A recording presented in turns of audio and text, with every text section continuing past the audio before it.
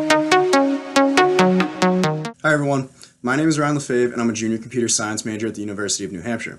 I'm also the founder of LogSmarter. In this video, I'll be talking to you about my research and development of a machine learning model for estimating the number of calories someone requires per day to maintain their weight, also known as energy expenditure or TDEE. Then I'll talk about how I incorporated that model into an algorithm that LogSmarter uses to make calorie intake suggestions for our users. I've spent a ton of time working on this project and I'm excited to share my results, so let's get into it. LogSmarter is an easy-to-learn and fully customizable software system that allows physical fitness enthusiasts and athletes to track their data in one place. Our most distinguishing feature is our calorie intake suggestion algorithm that helps our users progress towards their health, physique, and sports performance goals faster and more efficiently. LogSmarter is built using Angular, Ionic, and Google Cloud Platform. As of making this video, we have not spent a single dollar on marketing, yet LogSmarter has surpassed over 700 global alpha users. And when we asked them what could be better about LogSmarter, they told us they would like us to quantify exactly how accurate our calorie intake suggestion algorithm is. I figured if I'm going to be quantifying the accuracy of our algorithm, I might as well make it better. So, based upon the requests of our users and my desire to improve our algorithm, I decided the goal of this project was to create an accurate, accessible, and user-friendly method of energy expenditure estimation that would then be incorporated into LogSmarter's existing calorie intake suggestion algorithm. I accomplished this by creating a supervised machine learning model for estimating energy expenditure. The first thing I'll talk about is how people typically estimate their energy expenditure. Usually, someone will go online and look for an energy expenditure calculator.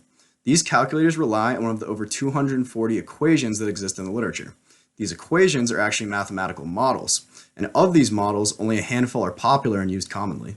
So the most popular models for estimating energy expenditure don't actually estimate energy expenditure. They estimate BMR, or basal metabolic rate, which is the number of calories that your body requires to function at rest. To account for the activity that you do throughout the day, the result of these models is then multiplied by an activity level factor.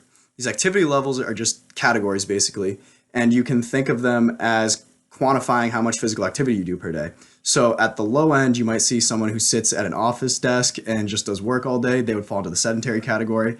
And an extremely physically active athlete, like an NBA player or an NFL player, would fall into the very active category. The popular and commonly used models for estimating energy expenditure were created using a BMR measurement technique called Indirect Calorimetry.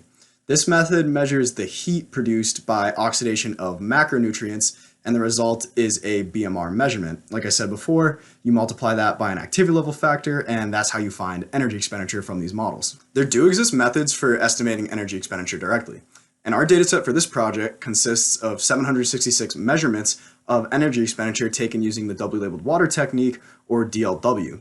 DLW is a direct measurement of energy expenditure, and it's the absolute gold standard for doing so. So DLW assessments are typically done over a few weeks, and it requires an expert to make sure they're done properly. A study from Wong et al. Noted that this is a far more direct approach to estimating energy expenditure when compared to intake balance methods or indirect calorimetry. For this project, I chose the 5 most popular models in the industry to compare our model to. These models all consider the same features as ours, and they're the ones commonly used by online energy expenditure calculators. Another important note to make about the models that I just mentioned is they were created using linear regression. Linear regression attempts to fit a straight line into a dataset, and the problem with representing an energy expenditure estimation model with a straight line is that the distribution of energy expenditures probably is not a linear one.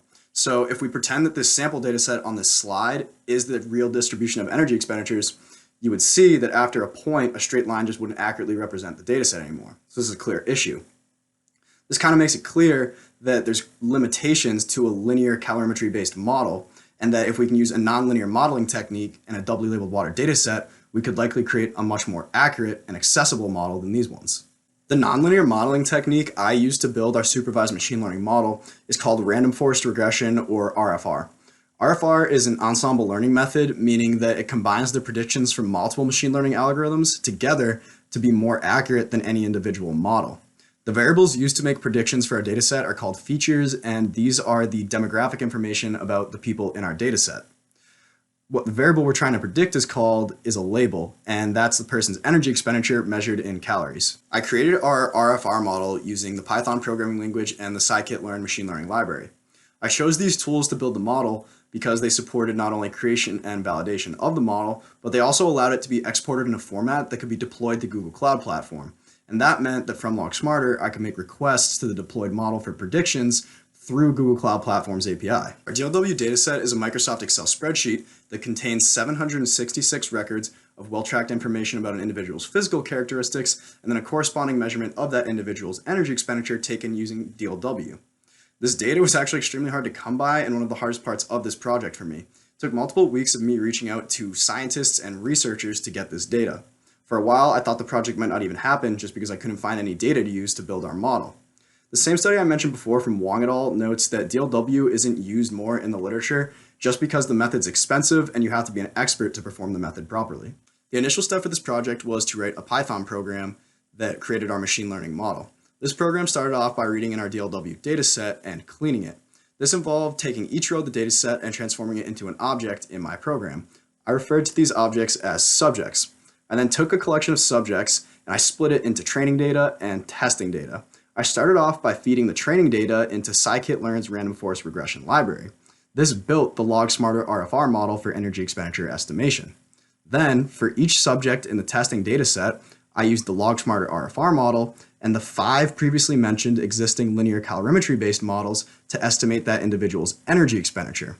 That meant that for each subject in the testing dataset, I had an estimate of their energy expenditure from each model and a true measurement of their energy expenditure from DLW. That allowed me to calculate errors across the testing dataset for each model. The important thing to know about model error is that a smaller value means more accurate. The results of this project strongly suggest that the LogSmarter RFR model for energy expenditure estimation is much more accurate than the existing linear calorimetry-based models. This is based upon the fact that our errors are so small in comparison to those models. After I validated that our model was much more accurate, I exported it using a serialization technique called pickling, and I deployed it to Google Cloud Platform so I could make requests to the deployed model through Google Cloud Platform's API. Now that I've explained the science behind LogSmarter, I want to walk you through a more practical example of how it's used. Imagine a LogSmarter customer named Jeff. Jeff's a recreational bodybuilder and his goal is to gain some muscle. So when Jeff first signs up for LogSmarter, he'll be prompted for his demographic information that our model needs to calculate his energy expenditure. Then when Jeff signs in for the first time, he'll be prompted by our user dashboard to create a log. The idea is that for a given nutritional phase, Jeff will track his body weight, calorie intake, and any other variables that Jeff chooses to track. So Jeff's goal is to gain some muscle, and it's pretty well known by now that if you want to gain muscle, you need to be eating in a caloric surplus. So that means that Jeff needs to figure out his energy expenditure and eat more calories than he needs each day to maintain his weight so that he'll be gaining weight and moving towards his goal of gaining muscle. Luckily for Jeff, LogSmarter's 4-step algorithm will not only calculate his energy expenditure, but will also suggest an intake range that will help Jeff make progress towards his goal of gaining muscle. In step 1 of the algorithm, we build input to the LogSmarter RFR model by gathering the demographic information that Jeff entered when he created his profile. In step 2, we make a request to the deployed LogSmarter RFR model and get an initial estimate of Jeff's energy expenditure. Then, in step 3, we adjust the initial estimate to account for dynamic changes in energy expenditure based upon the data that Jeff is tracking in LogSmarter. Then, in step 4, we make an intake suggestion based upon the scientific literature that Jeff can choose to follow based upon his goal.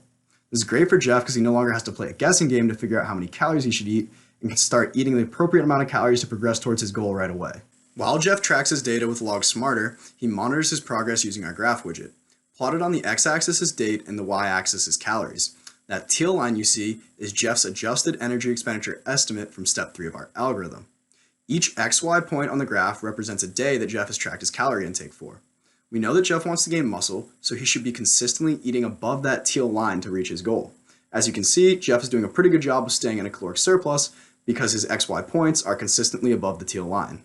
In conclusion, for anyone with a health, physique, or sports performance related goal, knowing their energy expenditure is essential for optimizing their nutrition in a way that will align with that goal. The LogSmarter algorithm and LogSmarter software provide an accurate, accessible, and user-friendly method of energy expenditure estimation through utilization of a nonlinear modeling technique and a DLW dataset. Lastly, I'd like to say thank you to my advisors for this project, Dr. Bartos and Dr. Roberts. They've both been a huge help to me and helped make this research project the success that it was. If you're interested in learning more about LogSmarter, I would suggest visiting our website, logsmarter.net. And if you're interested in learning more about the algorithm, you should check the website because soon we plan to put up documentation that gives a more in-depth view of how the algorithm works. Due to time constraints in this video, I can only cover so much, but the documentation explains it all. We're currently reviewing the final draft and plan to put it up soon.